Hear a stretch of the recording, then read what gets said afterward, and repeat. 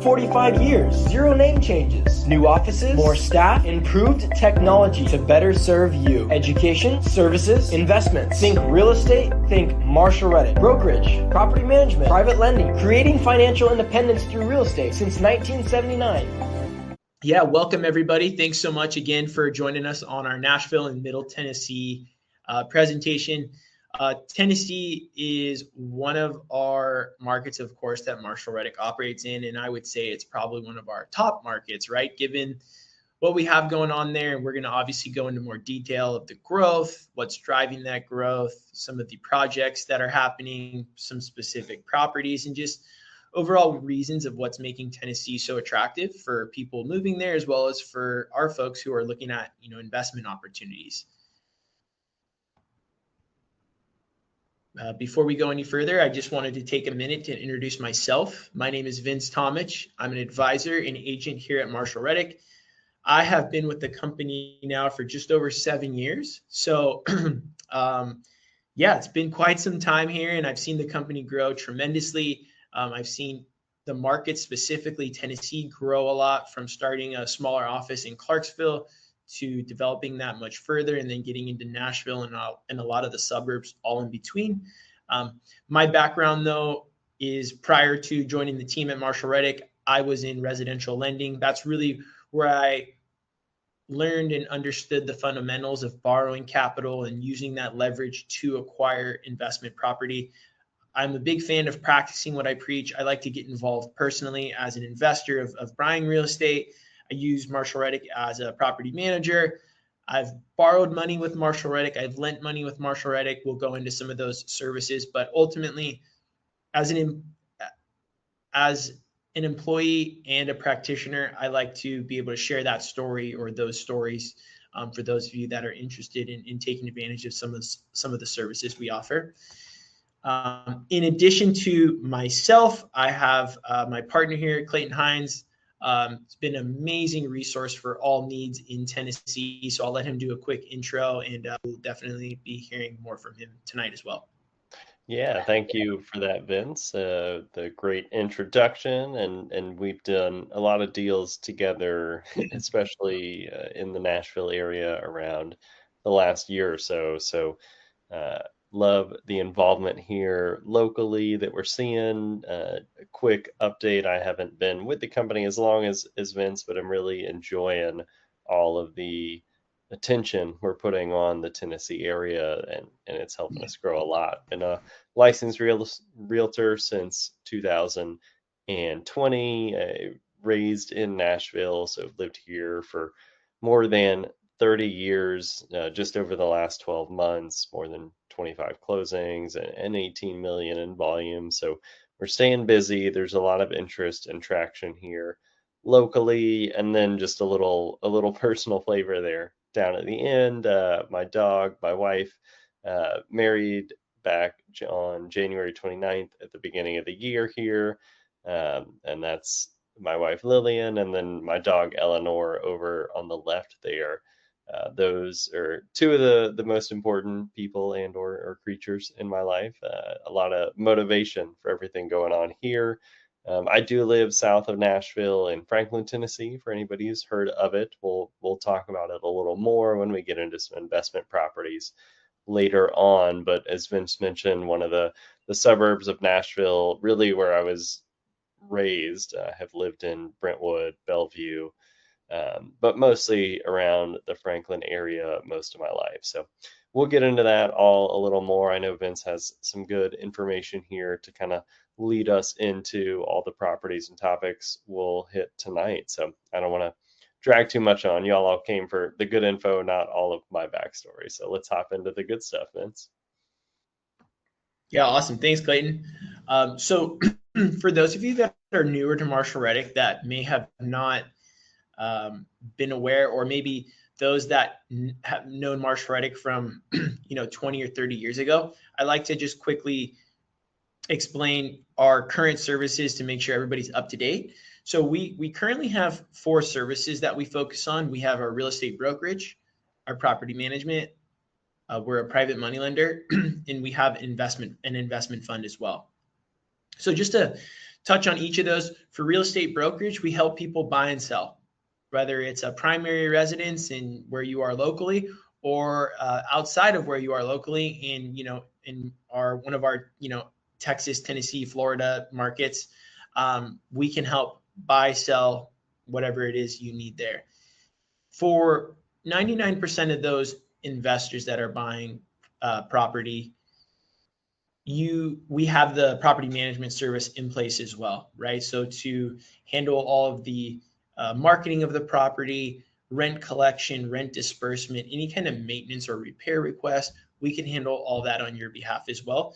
And it really allows our investors to scale up rather than exclusively trying to find properties that are local to them or just in there that they can handle from a management standpoint. Our management services allow them to scale and go outside of the typical boundaries. We are a private money lender as well. When I say private money lending, that's not your typical, like what you would find as a conventional loan. Our borrowers are typically going to be people who are looking to fix and flip properties. So if you're buying a property, renovating it, and hoping to sell it, or maybe refinance out, we would be a good example of a lender. Or there's those individuals out there who are buying properties and maybe wholesaling them or just need short-term money, like short-term bridge loan financing. We would be another good example of someone who you can borrow from. And then on the flip side to that, we offer investors the opportunity to lend their money. So the same way you can buy a piece of property and collect a rent check, you can lend your capital and collect mortgage payments. And we do that couple of ways. One is through our direct lending, which is one borrower, one lender, but the other way is through our investment fund. So it's pooled capital, me, you, and let's say, 300 other folks. And we're lending that money to various deals across the country, and you get paid quarterly distributions. The fund has been yielding about 8.5% since inception. The fund has been around for just over 6 years now, and ultimately has been our strongest play for those seeking cash flow. So a little bit more about what Marshall Reddick is up to today. And with all of these services, we feel as though that there is those that are in this space, we have a home for something, right? We have a solution for maybe one of your problems. But my role as an advisor is to educate you on our services, learn what you need, and be able to get you to the right place. So that's a little bit more of an update of Marshall Reddick. As far as location-wise, I'm based out of our Newport Beach office here in Southern California. You'll notice that we have these pinpoints across the country here: LA, San Antonio, Dallas, Cape Coral, Nashville, Clarksville, etc. These are all places that we have a physical footprint in. So we have agents on the ground. We have property management services. We have the ability to handle any kind of real estate needs within those markets. Not to say that we can't help outside of those, but this is where we have a physical presence. And if you do have properties that you're looking to sell or buy outside, feel free to call us to see what kind of connections or referrals we have. But this is where we spend most of our time.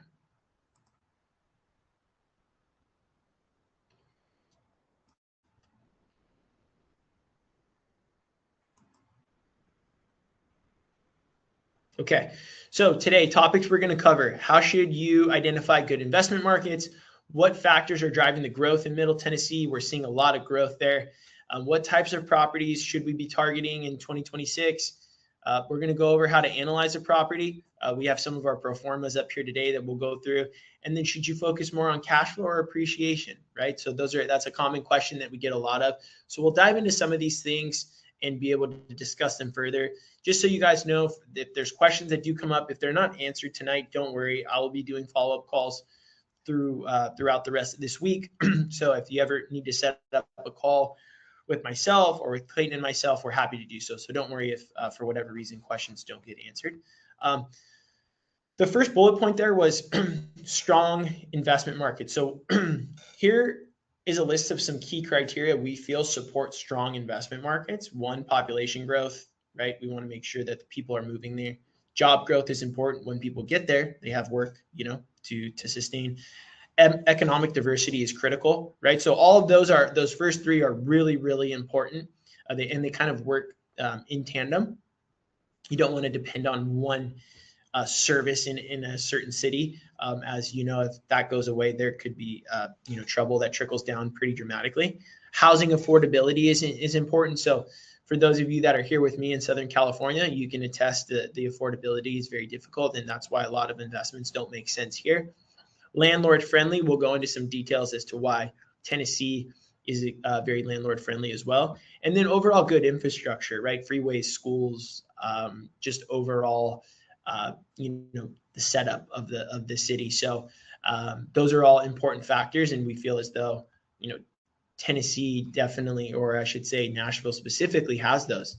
So as we transition into the next slide, employment, right? Employment was a big one. This was at the top of our list. And this is where I like to lean on Clayton to kind of go into more details as to what's going on in Nashville from an employment standpoint. But, as you can see here, just from what we're looking at, there is quite a bit of opportunity in Nashville.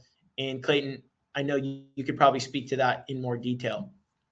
Yeah, thank you, Vince, for the kind of the big picture overview there. I think that was very helpful for everybody. And I'm sure we've got people who are kind of seasoned investors looking for their, third, fourth, fifth, 10th investment property. And we might have some people looking for their first too. So there's a lot of good information on here for people on both ends of that spectrum.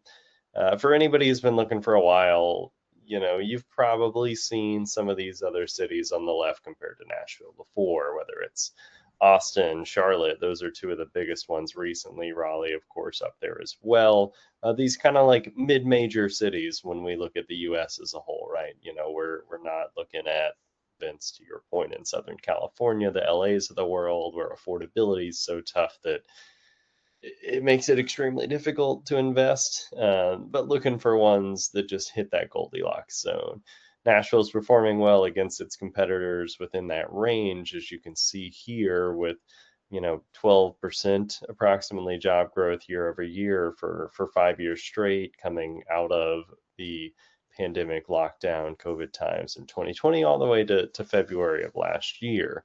We're still a little early in 2026 to get the updated numbers for this year, so we'll be interested to keep an eye on that as we move forward. But the good news here is when you look at the bigger picture trend, which is more important, really, honestly, than almost any year over year or year to year, trend, I should say.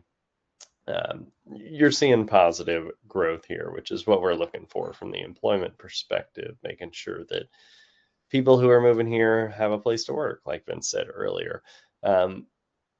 On the right here, I think this one's an interesting slide, or an interesting photo at least. Loosely informed even person has probably heard that Oracle's moving a headquarters to Nashville. You've probably heard years ago that Nissan moved here. Schneider Electric on there is the biggest one there on the top right. A lot of these larger corporations that are moving to the area, and this doesn't even hit on the healthcare industry that honestly is one of the biggest backbones of the Nashville economy.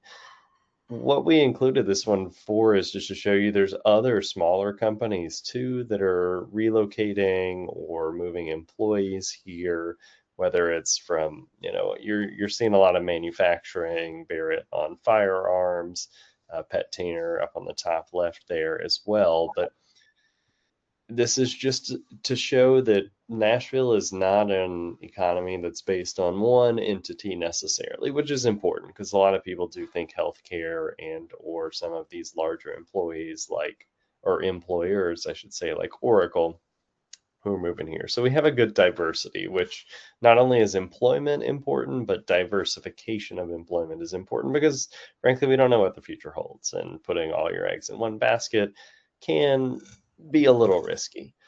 This also really ties into our next slide. So I'll kind of run into that one as well here. Let's see.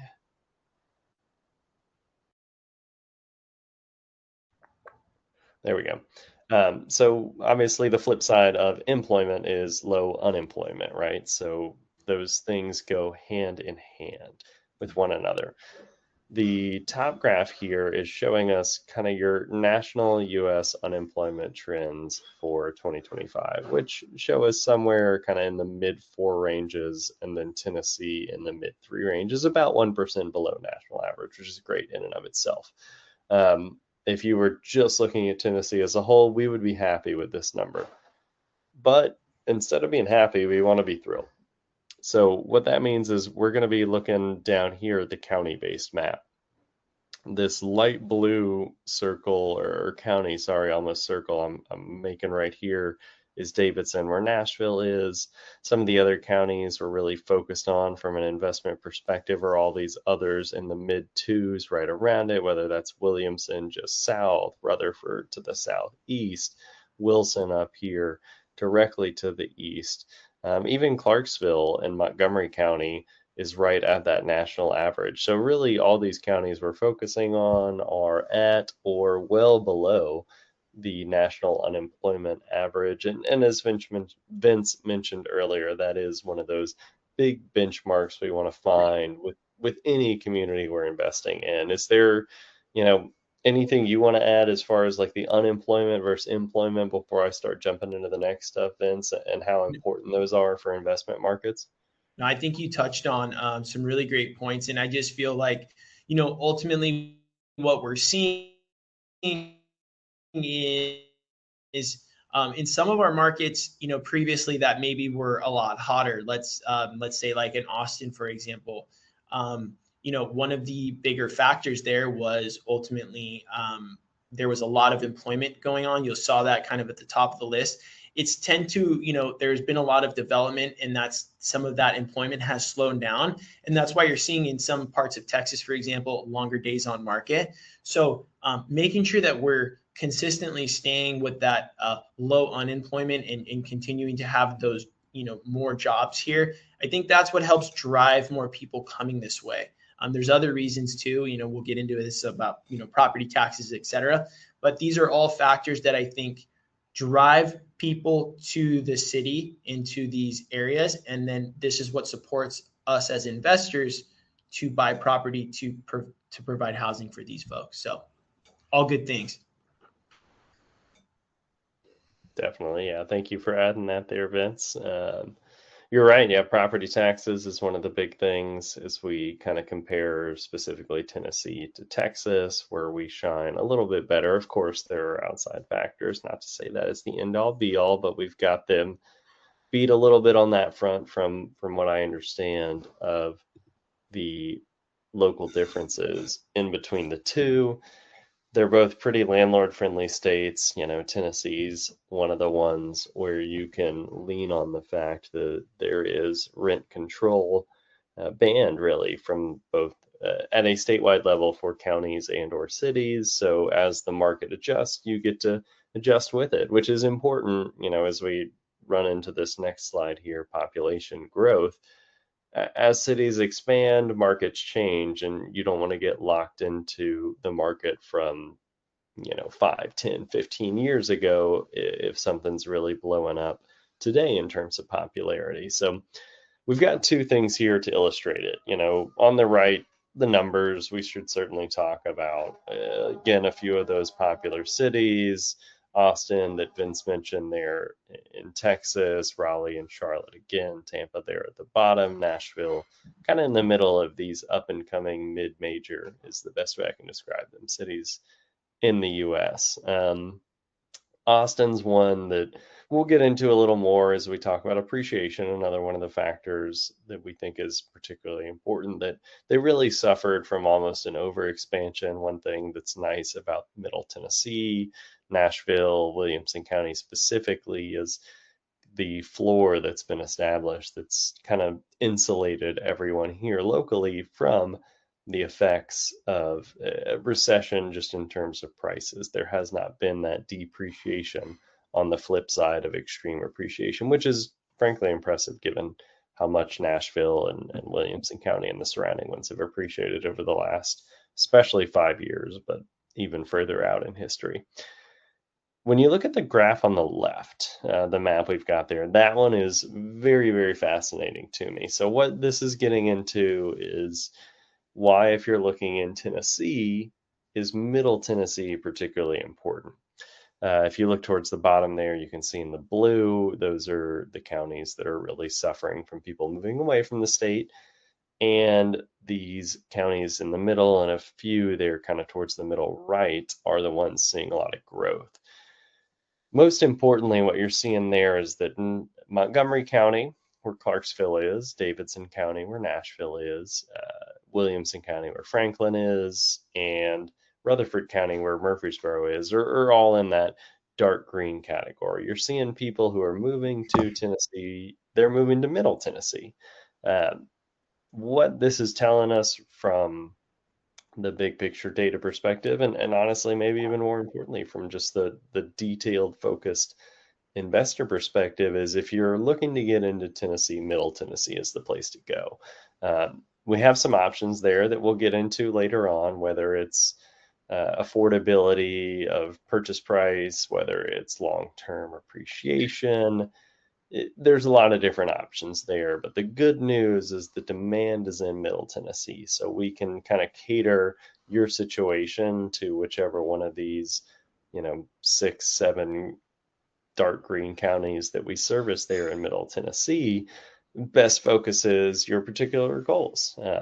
This is the place you want to be if you're in Tennessee. Middle Tennessee or Tennessee as a whole is right there, kind of dead in the center in Nashville and in those surrounding counties that are seeing all of this activity, whether it's some of these large companies we mentioned earlier or even smaller time employees. And as you get all the way up to Clarksville, one that I think a lot of people have heard of, Fort Campbell, we've got a large military base there right on the other side of the border in Kentucky.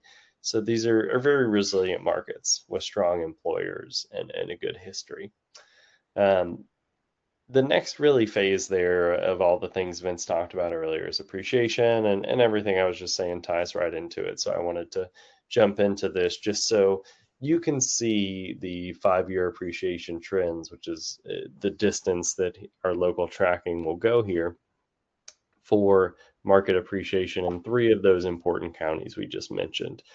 Up top there, you've got Davidson County, which is where Nashville is. You've got in the middle there, Rutherford County, that's Murfreesboro to the southeast of town. A really important place locally with the college MTSU housing, well over 20,000 undergrad students. And then at the bottom, you've got Montgomery County, where Clarksville is, Austin Peay State University, and of course Fort Campbell that I just mentioned before. So whether it's colleges, which of course we have some in Nashville, Belmont, Vanderbilt, are probably the largest of the 2, but plenty of other smaller ones as well. Whether it's college students, military employees, people moving to the area for some of these new jobs and employers we were talking about before, one of the things that's great as an investor is you've got a very strong base of potential tenants, whether it's because they've got strong employment, they're coming here for education, they're relocating out of other higher expensive areas. We're seeing a lot of people moving to Tennessee for a variety of reasons who want to continue living here, which really shows in these appreciation trends. Up top, you can see we've kind of noted just over the last 5 years, Clarksville, Montgomery County has seen approximately 7% appreciation over on average purchase price. Murfreesboro, Rutherford County around 8%, and then Davidson County, the Nashville area, around 9%. We almost included Franklin and Williamson County on this, but it was over 20%, and it almost broke the rest of the graph how much higher it was. Definitely seeing a lot more primary buyers moving there than investment buyers, but the investment properties that are kind of in this Davidson price range here from 500 to 700, maybe a little higher, a little lower, performing really well in Franklin too, with very, very strong appreciation. We just think you'll see, Vince, to the points you raised earlier of what we're going to discuss over all this, cash flow versus appreciation. We think you'll see slightly higher cash flow in some of these counties and slightly higher appreciation in a place like Williamson and Franklin. So really important just to note that these are, sustainable areas. This one's one that I know I can dive into in the local front, but we've been hearing a lot from you for the past few minutes. Vince, is there anything you wanted to add on that appreciation Yeah. talk we Well, just had? no, you touched on a great point, and what I can tell you is a lot of from my calls from individuals that are trying to decipher what path to go. A lot of times the conversation does surround with more of a cash flow play or more of an appreciation play, because that's ultimately what you're trying to decide on. And what I'll say is, generally speaking, our company leans more towards buying properties that are a higher quality, a higher asset, which ultimately yields more of that appreciation. So you see that that's why you're seeing those pretty great, uh, consistent appreciation, numbers and averages over the last handful of years. But I guess I want to explain to people that I understand that cash flow is important. Having the property be able to at least cover its own monthly expenses, or maybe generate some income is an important factor. And for those of you that have placed more importance on that cash flow, I do want you to know there are ways to establish that, right? There are ways to get a little bit of a hybrid or to focus a little bit more on that. So rest assured that we can show you a few examples tonight of how we're able to do that. But this is a great slide too, because this really speaks to the last time I was out there, sometime late last year.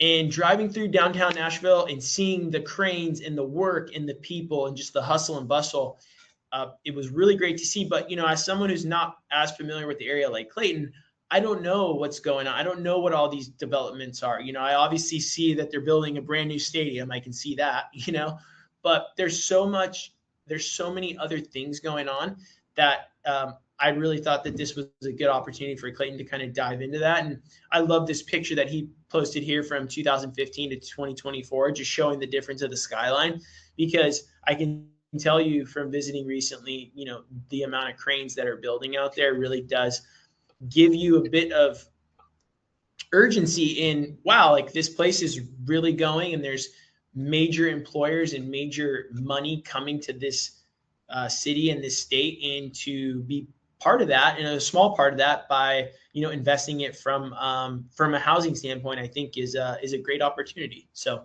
Clayton, yeah, if you can touch on any of the major developments that people should know about, that'd be great.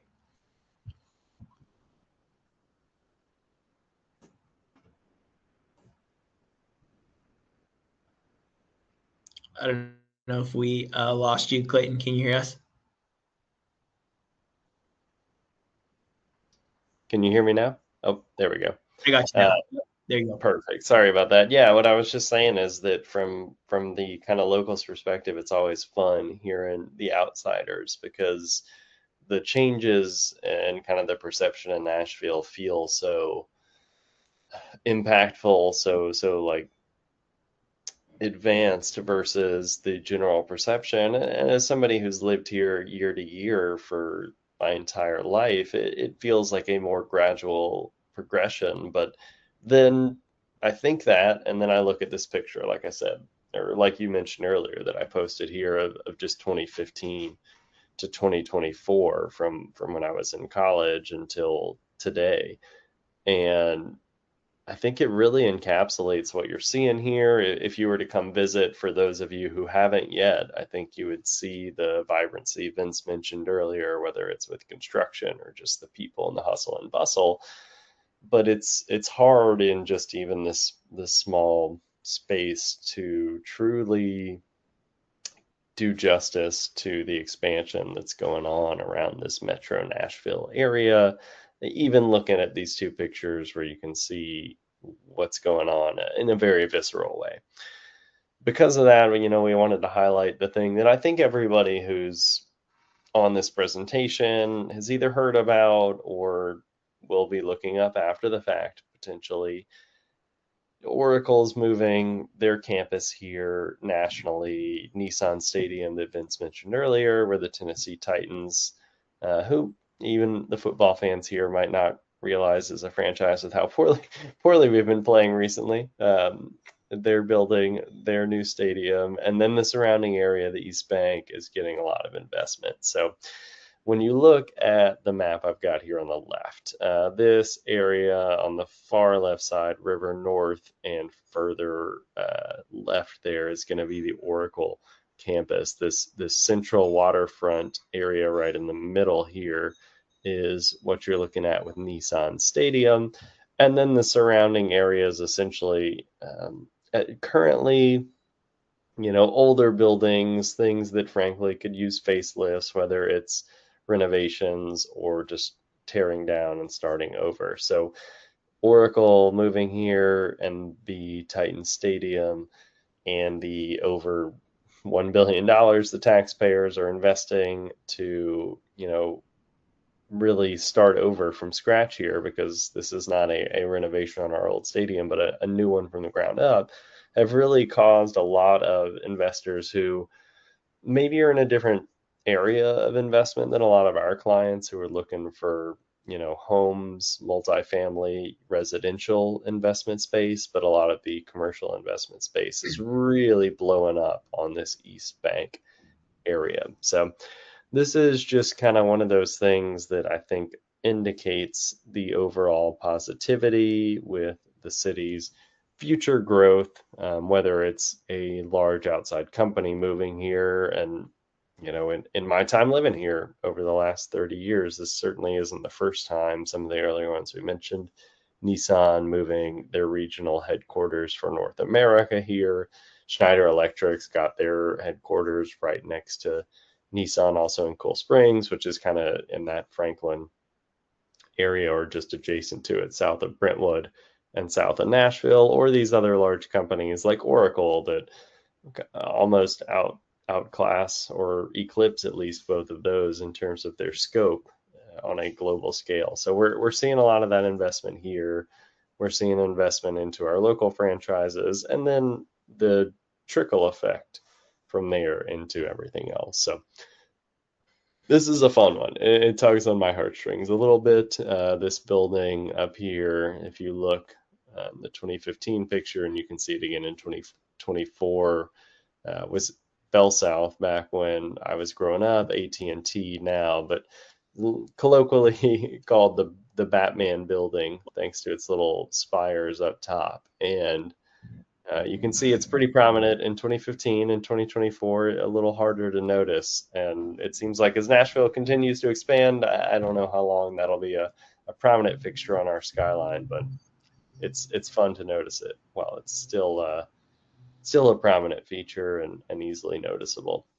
That's really the Nashville specific stuff I kind of had to hit on. We can certainly answer questions, whether it's on this call or, as Vince mentioned earlier, we're happy to schedule follow-up calls with anybody who really wants to dive into the details. But we've gone from big picture to start to Nashville focused, Tennessee focused for a little bit. And I think we kind of want to modulate back a little bit. And Vince, if you want to talk about some of these big picture property class outlooks we're seeing specifically in Tennessee and other areas, would love to hear your thoughts.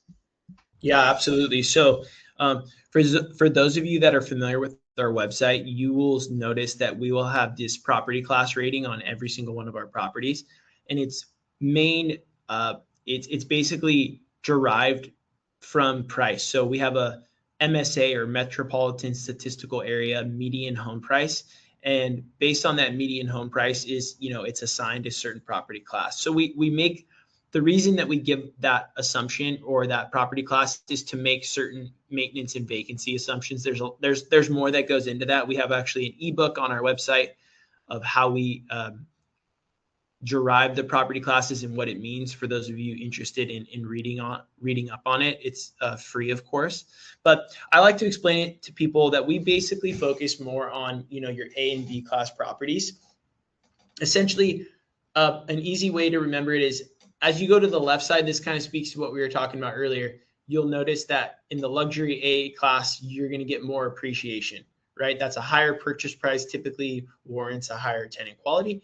And on the, as you go into the B, C, D side, you're going to get more into cash flow, and usually it's a lower purchase price, right? And I like to assimilate those by saying, A-class properties typically mean appreciation, and C-class properties typically mean cash flow, and B is like a good hybrid for both, right? That's kind of an easier way to think about what to expect out of an investment based on that property class. Now, when that property class is assigned, we do make some estimates on maintenance and vacancy. Now, for those of you that own property for a long time, or even for a short time, you'll probably be able to attest that owning property does come with challenges, those typically being maintenance of the property and vacancy, time in between tenants, right? We make an estimate that A-class properties typically have an 8% maintenance and vacancy. B-class, you'll see 10% and 10%, and C-class 13 and 13, right? There's no way to tell, without, with 100% certainty what your maintenance or vacancy will be. Even in an occupied unit, we can say, 0% vacancy for that period. But ultimately, when we're looking at a long-term period, which is a lot how we forecast this, you're going to run into some of these situations. So this is just what we kind of encourage our investors to take a mental note or make some savings to be able to sustain these events when they come about. But this is just like a good kind of factor to remember, or to understand what these mean when you're looking at properties on our website.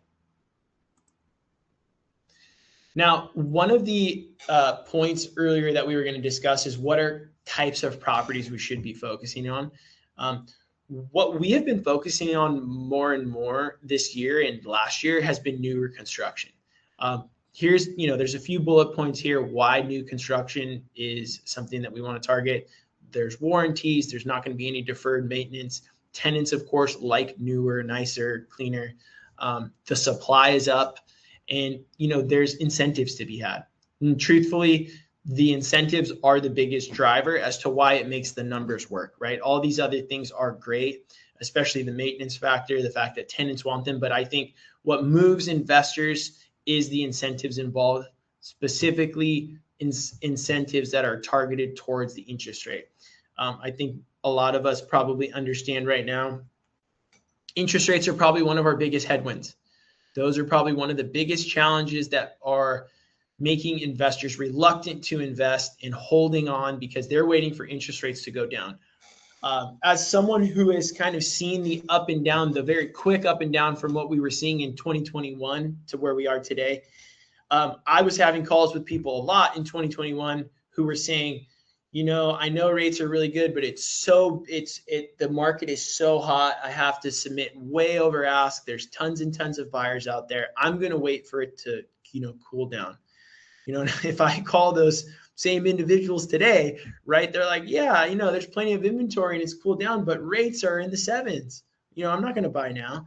And you can kind of logistically talk your way out of buying in every scenario. And I think vice versa, you could talk your way into why buying in any scenario does make sense. And right now, again, what we're focusing on is some of those incentives that the builder or the seller is offering through what we call forward commitments. So what that is that's essentially the builder or the seller providing a certain amount of capital to our preferred lender that allows them to buy the interest rate down to a much lower level than you would be able to do within the transaction. So there's actually certain limitations when you're in escrow of what a seller or what a builder can contribute from a concession standpoint or a credit standpoint.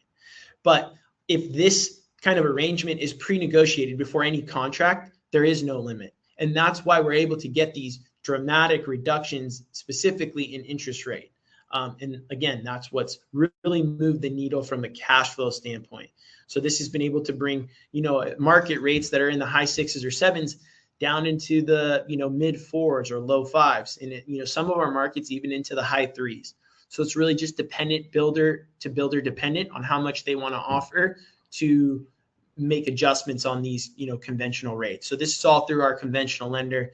And it's been something we've worked on for the last few years. And, you can probably, those of you that are maybe scratching your head and thinking like, I think I've seen this before. If you look at any national builder, you'll see something similar, and they're able to do it because a lot of times national builders have their own mortgage departments, where we're able to do this kind of on a smaller scale through more middle or smaller size builders through our preferred lender has been the key component here, and that's Reed Hazard at CMG Financial. So happy to make those contacts or explain some of that in more detail. We wanted to now dive into a few property examples as we kind of round out the presentation here. I'll let Clayton kind of jump back in, speak a little bit more about, one of our most attractive communities in Franklin, Tennessee. We'll spend a little time on this pro forma, just going over the list price, the down payment, kind of all these line items. And then the next couple of properties will move a little quicker just to kind of show you the overall returns and what to expect. But yeah, we wanted to highlight some of the more important features here for your consideration. Yeah, Vince, I think that was all great. And the forward commitment you were just talking about, I mean, that is a big part of what makes this particular property, and like you said, so many of our communities work well for our investors, specifically from the cash flow perspective, as obviously that's been kind of one of the keynote aspects of this whole talk we've had tonight, the cash flow versus appreciation. There's still a benchmark where even if you're appreciation focused, cash flow still matters. And that's what we're focused on hitting with this one. So as Vince mentioned, let's run through kind of just a very, very detailed look at this particular one. And then I promise it'll get a little easier from here. We just want everybody to know what they're looking at as we look at these next few slides we have that are going to show similar breakdowns for different properties. We've highlighted, of course, the big features, but on this one, we'll talk about some of the other ones.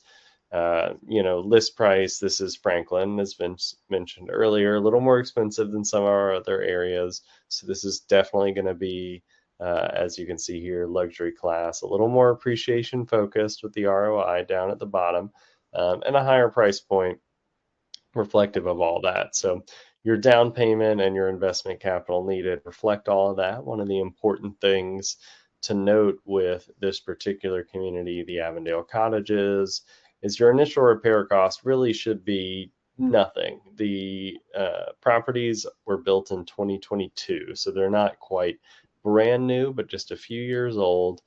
They've been rentals, and the seller is selling these primarily tenant occupied, and they're allowing inspections and repairs to be made. So whatever your initial repair cost would be typically when purchasing a property, you'll most likely be able to wrap into the negotiations around the repairs when purchasing the property. So you're not looking at like, I purchased this and then I got to spend $5,000 to buy appliances or whatever else, touch-up work might need to be done on some properties. These are really coming over in tip-top shape for the most part in every example we've seen so far.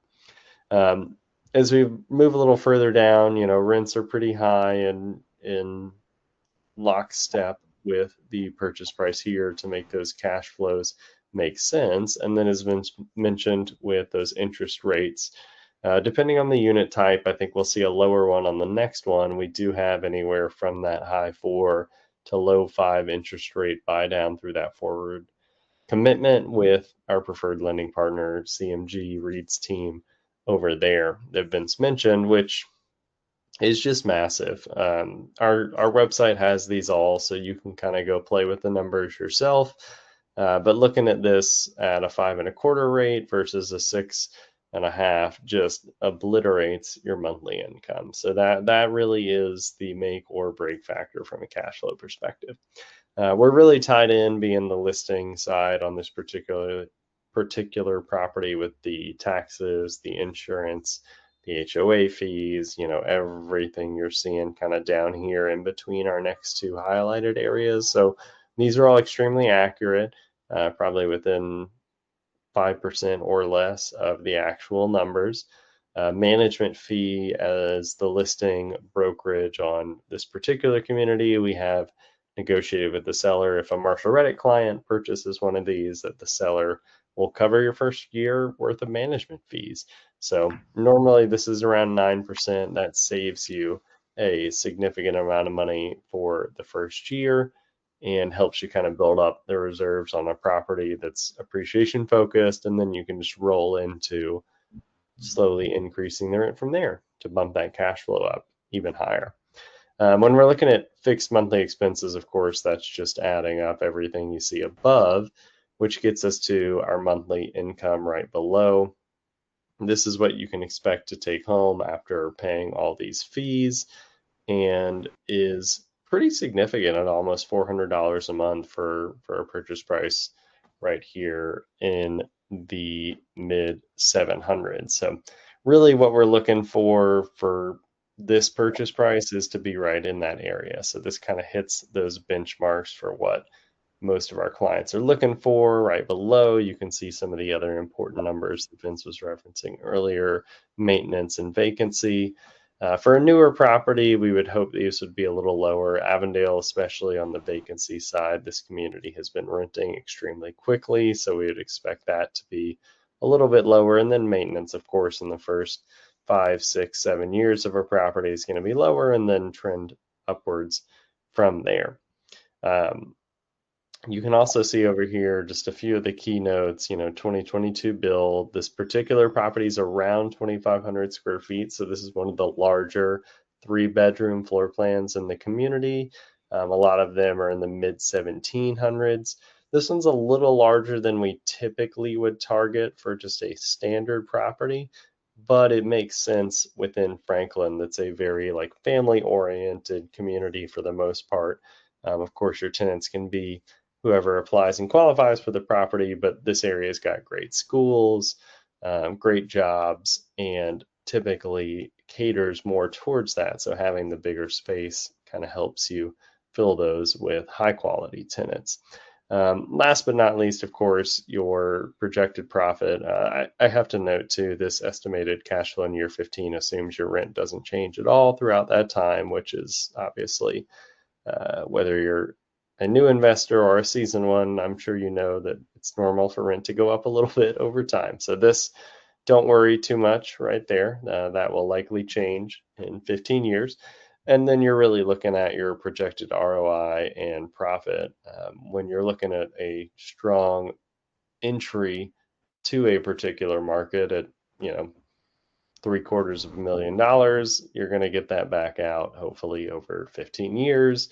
And one of the great things about investing in real estate for our seasoned investors, you probably know this, for our first time ones, you can just 1031 exchange this and save yourself a ton of money in taxes, and then kind of move on to another newer construction property, avoid those long-term issues that might come with 30, 40, 50-year-old properties. So just a little rundown of Franklin in this particular community. We'll run through real quick a smaller property here in Avondale as well. So we've got a nice range from 4-bedroom, 3.5 baths, which we didn't show just now, all the way down to 2-bedroom, 2.5 baths. That last one, in the mid 700s. Now here we're in the high 500s in price point. So a really significant, 20% or so difference here in your purchase price. And we'll keep this a little quicker. Mid 1600 square foot. This is more of what I would call the Marshall Reddick bread and butter. Typically, we're looking for 2 to 3 beds, mid teen square footage, 14, 1500 up to, high teens, 1900, 2000. So this really hits that on the nail. You've got an attached garage. Your interest rate on this one's a little bit lower at 4.75 instead of 5.25, and that really gets your cash flow to a frankly incredibly competitive number, given how much less capital is needed to purchase this property than the last one we looked at. So really interesting stuff. This is all Avondale and Franklin based. We'll hit a couple other towns real quick before I kind of throw everything back to Vince to tie this all together. Those are both Williamson County, which is directly south of Davidson, where Nashville is. This is Murfreesboro, which is Rutherford County, out to the southeast, and Old South, one of the new building partners we're looking at over there. Brand new construction in 2025. Again, 1,300 square feet, those low teens I was talking about earlier, for a 3-bed, 2-bath. The last two we looked at were more, in our rating at least, on the luxury to A-class scale.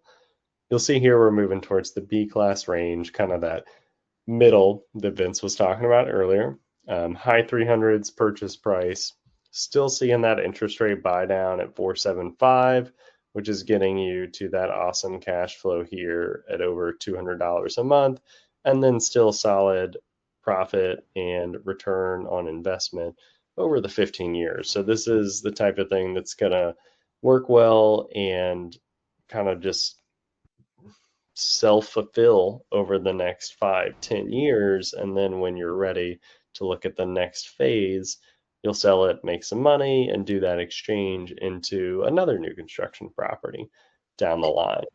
And Clayton, just to jump in really quick, as those that are kind of looking through some of these line items, just so you know, so I know some people might be scratching their head and thinking like, okay, single family homes, do I actually have to put 30% down? Technically, the answer is no, it's not required. Although in order to get this financing to work, typically 25 is the minimum, 30 is preferred. So that's kind of something that really comes with this financing. So, but just to take a step back, it's not absolutely required. We can explore options that don't require as much of a down payment if maybe that was a factor. Also, as it pertains to some of these projections, right? So our website is a lot more user friendly as it comes to, spitting out returns, right? Cash on cash, return on investment, cap rates, etc. And a nice feature on the website that's editable is the years held. So all of our properties default to a 15-year hold, which is why you see this 15-year ROI and this 15-year profit. So that's assuming for 15 years we hold this property. No rent increases, which is a factor that we, like Clayton mentioned, we know is not an accurate way. It's an over-conservative approach. But ultimately, this is your annual average return on investment, assuming you held for 15 years. But for those of you that are thinking, I'm going to only hold this for 3, 4, 5, whatever, you can adjust that.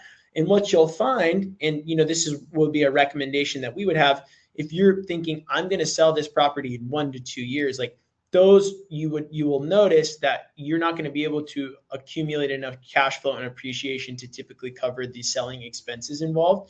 So, as time goes on, you'll see that number dramatically improve and improve. And as you find markets that have that higher appreciation, you'll notice that is the number that really helps drive this profit more than your overall cash flow. But again, as an investor myself, I like to make sure that the property can at least cover its own. And the thing that I like to tell people often is the numbers at the beginning of this are going to be the toughest, right? It's going to be the highest loan amount. It's going to be the lowest rent, typically the highest interest rate. So if you can get it to kind of work on day one, usually it tends to fare better. And I know that insurance can go up and I know taxes can go up, but usually rent outperforms those and appreciation, the value starts to go up. So there's a lot of things that start working into your favor as time goes on.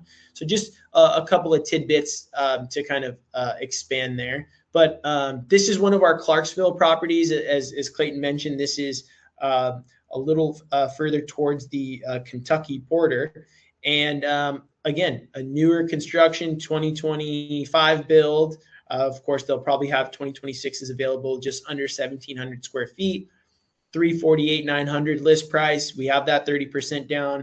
Of course, we have that 4.75 interest rate, which is very helpful. And all in, you're about $245 in monthly cash flow, right? Assuming no maintenance, no vacancy.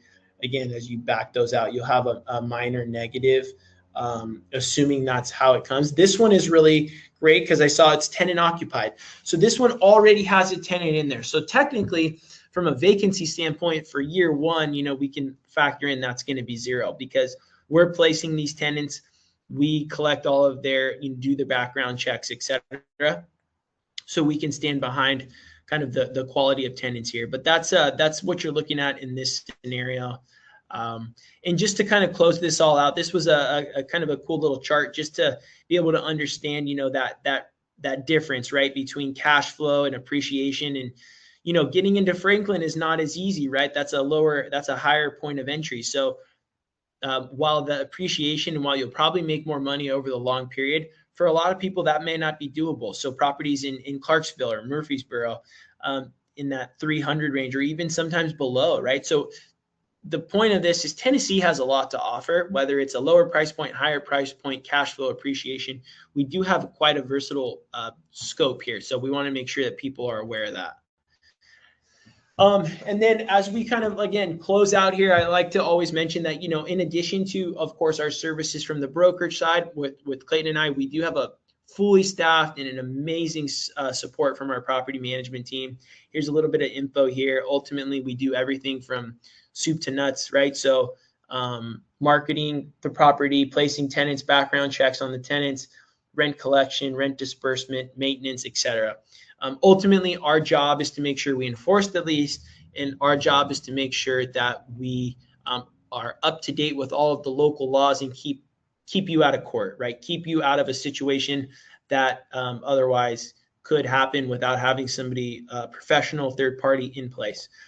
It does allow you to scale, and it allows you to, relinquish some of this control and arguably a headache, right? Property management is not a fun part of the business, but it's a necessary part of the business. And I think that's something that we, it's our responsibility to take on to make sure that you can continue on. Those of you that are interested in more educational videos, articles, webinars, etc., they're all free on our website. There always will be. You can log in and find more of those. This presentation will be recorded, so if you want to watch it back or send it to someone, you're happy to do so.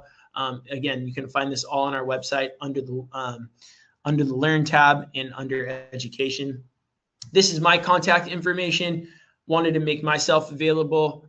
Again, I will be doing follow-ups as we are, essentially out of time tonight. I did want you guys to, if you have questions, jot those down. Feel free if you want to shoot me an email or call me with those. Otherwise, I will be doing some responding. I did want to thank Clayton tonight for the time. I know it's a little later there, and we so appreciate your insight and all the knowledge, and everything going on in Nashville is really exciting, and really looking forward to getting on the phone with you and maybe some prospective investors who want to learn a little bit more. Yeah, of course. Happy to chime in whenever I can.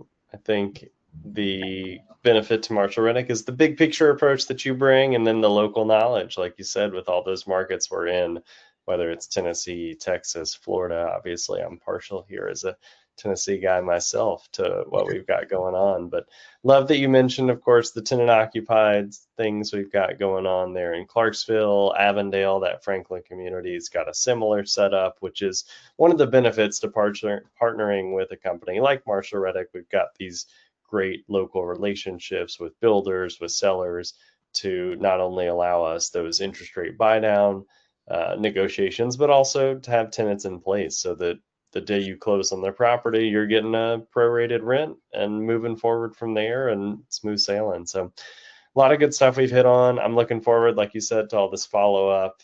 Like you said, we're low on time. If there's any questions we need to hit from anybody who threw them in, I'm happy to try. But if not, we'll follow up with you here, like Vince said, over the rest of the week. Awesome, Clayton. Thanks so much, guys. We appreciate everybody joining tonight. And yeah, we'll be in touch soon.